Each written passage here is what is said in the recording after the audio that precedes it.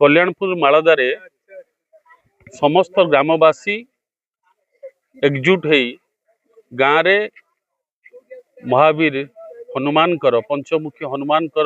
मंदिर निर्माण करिसंती। मु निश्चित भाव में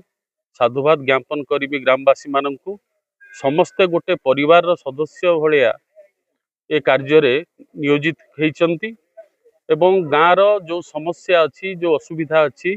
मु आशा करुच्ची जे प्रभु हनुमान को मंदिर प्रतिष्ठा हवा परे ए गाँव कौन समस्या रही लोकों भितर जो अभाव असुविधा अच्छी दारिद्रता अच्छी निश्चित भाव में दूर हम। जय महावीर हनुमान समस्त को सहाय हेबे एति कामना करुच्ची।